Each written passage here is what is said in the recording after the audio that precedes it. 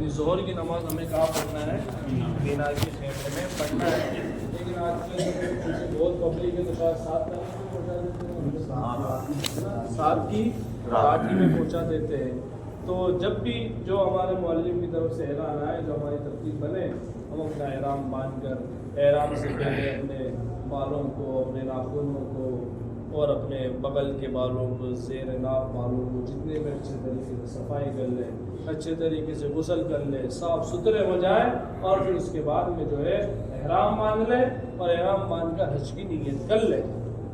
احرام باندھ کر حج کی نیت کر لیں, ہے نا, کہ یہ اللہ ہم یہ جو احرام باندھنے کا ہے, کہ احرام باندھنا ہم نے حج کا. ابھی تک جو ہم مسجد عائشہ سے اور مدینہ منورہ سے جب آئے تو ہم نے جو احرام باندھا تھا, جب کائی کی نیت کی, عمرے کی. اب جب ہم 7 تاریخ کو یا 8 تاریخ کو جو احرام باندھیں گے تو کس کی نیت کریں گے؟ حج کی نیت کریں گے. 2 رکعت نماز پڑھیں گے, ہے نا, احرام کی 2 رکعت سنت پڑھیں گے. اس کے بعد میں پھر دعا کریں گے اور نیت سنت ہے جی, بعض سنت کہتے ہیں, بعض نفل کہتے ہیں, ہاں اسی لیے اکثر میں اس کو سنت کہا ہے. تو اس کی نیت کریں گے. نیت کرنے کے بعد پھر اب کیا شروع ہو جائے گا؟ تلبیہ ہمارا شروع ہو جائے گا. لبیک کیا ہو جائے گا؟ شروع ہو جائے گا حج کی لبیک. تو جتنا زیادہ سے زیادہ ہمیں کیا کرنا ہے؟ لبیک. لبیک کا مطلب ہے اللہ میں حاضر ہوں, ایسا کہتے ہیں نا, اس کی لبیک قبول ہو گئی. کیا ہو گئی؟ لبیک قبول ہو گئی. تو جب دل سے لبیک پڑھیں گے تبھی تو قبول ہوگی نا. یا خالی مالی دل ادھر ہے, دماغ کہیں ہے اور لبیک پڑھے جا رہے ہیں, تو کہاں سے لبیک قبول ہوگی؟ ایسے جذبے کے ساتھ لبیک بولے کہ لبیک ہماری کیا ہوتی جائے؟ قبول ہوتی جائے, اور ہر سال اللہ ہم کو بلاتا جائے. تو لبیک شروع کرنا ہے. 7 سے احرام باندھ لیا, 7 سے شروع کر دیں گے. 8 سے احرام باندھا ہے, 8 سے شروع کر دیں گے. اور کب تک کہنا ہے لبیک؟ جب 10 تاریخ کو بڑے شیطان کی کیا کریں گے؟ دمی کریں گے, کنکری ماریں گے. جب تک ہمیں کیا پڑھنا ہے؟ لبیک پڑھتے رہنا ہے. اب ایسا مسلسل تو کوئی آدمی پڑھ نہیں سکتا ہے, لیکن جتنا زیادہ سے زیادہ ہو سکے. نماز آپ نے پڑھ لی, نماز کے بعد تلبیہ شروع کر دو. بس میں بیٹھے, بس میں بیٹھنے کے بعد شروع کر دو. نیچے اتر گئے, جیسے حالت بدل دی, کھانا کھایا اس کے بعد میں شروع کر دو. کھڑے ہوئے تھے, بیٹھ گئے تو لبیک, یعنی جیسے حالت ہے, اوپر چڑھ رہے ہیں تو لبیک پڑھو, نیچے اتر رہے ہیں تو لبیک پڑھو. جتنا زیادہ سے زیادہ ہو سکے ہمیں ان 2-3 دن کے اندر کیا کرنا ہے؟ لبیک پڑھنا ہے. عمرے کا جو لبیک شروع ہوتا ہے وہ احرام کے بعد میں شروع ہوتا ہے, اور ختم کہاں ہوتا ہے؟ جب حجر اسود سے ہم طواف شروع کرتے ہیں وہاں پر ختم ہوتا ہے. اور حج کا جو تلبیہ لبیک شروع ہوگا وہ 7 یا 8 تاریخ کو احرام باندھنے کے بعد میں شروع ہوگا. اور جب بڑے شیطان کو 10 تاریخ کو ہم کنکری ماریں گے, وہاں پہنچیں گے جمرات پر, وہاں پر ہمارا لبیک کیا ہو جائے گا؟ ختم ہو جائے گا. تو یہ ترتیب رہے گی. اور سنت یہ ہے مینا میں کہ 5 نمازیں پڑھی جائیں.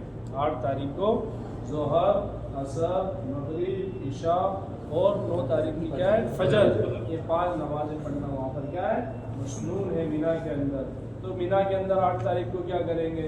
مینا میں 8 تاریخ کو کوئی خاص عمل نہیں ہے, ذکر ہے, دعا ہے, تلاوت ہے, اپنا جو بھی ذاتی جو عمل آدمی کو انفرادی اعمال جو اپنے کرنا ہے اس میں لگا رہے گا, عبادتوں میں لگے رہے گا. یہ ہو گیا ہمارا 8 کا دن.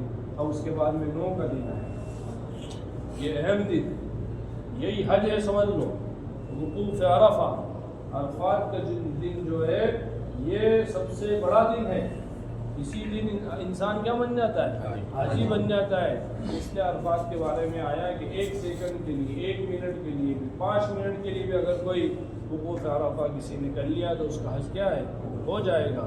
اور اگر کوئی عرفات کے میدان میں نہیں آ سکا, خدا نخواستہ اللہ حفاظت فرمائے, تو پھر وہ کچھ بھی کر لے اس کا حل ہونے والا نہیں ہے. اس کے ہزاروں مریضوں کو ایمبولینس میں لایا جاتا ہے, کسی کو ہیلی کاپٹر سے لا رہے ہیں, کسی کو ایمبولینس میں لا رہے ہیں, کوئی ویل چیئر پہ پڑے ہوئے ہیں, لیکن وہ عرفات سے گزر گئے تو پھر وہ کیا بن جائیں گے؟ حاجی بن جائیں گے. تو عرفات کے دن کیا کرنا ہمیں؟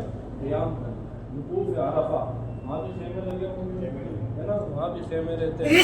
عرفات کا دن ہے. عرفات کے دن آپ صلی اللہ علیہ وسلم نے اونٹ پر بیٹھ کر چلچلاتی ہوئی دھوپ میں 4 کتنے گھنٹے؟ 4 گھنٹے روایتوں میں آیا ہے کہ آپ صلی اللہ علیہ وسلم نے کیا ہے؟ دعائیں مانگی دھوپ کے اندر, کھلے آسمان میں. اب تو خیمے لگ گئے, ہم کم سے کم دھوپ میں نہیں مانگے تو اندر آ کر تو مانگ لیں, خیموں کے اندر تو مانگ لیں, عرفات کے دن کے بارے میں آیا ہے کہ جو دعا حاجی عرفات کے دن کرتا ہے اس کی دعا کیا ہوتی ہے؟ خوب مانگے، اپنے لیے مانگے، اپنے گھر والوں کے لیے مانگے، اپنے رشتہ داروں کے لیے مانگے، امت کے لیے مانگے۔ امت کتنی پریشان ہے، امت کے کیا حالات ہیں، ہمارے ملک میں دن بدن کیسے حالات بنتے جائے، تو خوب گھنٹوں ہمیں اس دن عرفات کے دن کیا کرنا ہے؟ دعائیں، زیادہ سے زیادہ دعاؤں میں پورا دن ہم اس کو کیا کریں؟ دعاؤں میں گزار دیں۔ تو وقوف عرفہ ہوگا، اصل اس کا جو وقت ہے وہ زوال کے بعد سے لے کر غروب تک، زوال کے بعد سے لے کر غروب تک۔ ہمیں 9 تاریخ کو کہاں پر رہنا ہے؟ عرفات میں۔ جیسے ہی غروب ہوگا، جیسے سورج ڈوبے گا، سورج کے ڈوبتے ہی ہمیں عرفات سے کہاں نکل جانا۔ ہاں ایک مسئلہ اور ہے، عرفات کے دن جو نماز ہے عصر اور ظہر کی نماز کا مسئلہ ہے، عصر اور ظہر کی نماز۔ اب اگر ہم مکہ میں یعنی مینا جانے سے پہلے ہم مکہ اتنے دن پہلے آ گئے کہ ہمیں یہاں پر کتنے ہو گئے؟ 15 دن ہو گئے، تو اب ہم کیا بن گئے؟ مقیم بن گئے کا مطلب یہ ہے کہ اب ہمیں نمازیں کتنی پڑھنا ہے؟ پوری 4 رکعت نمازیں پڑھنا ہے۔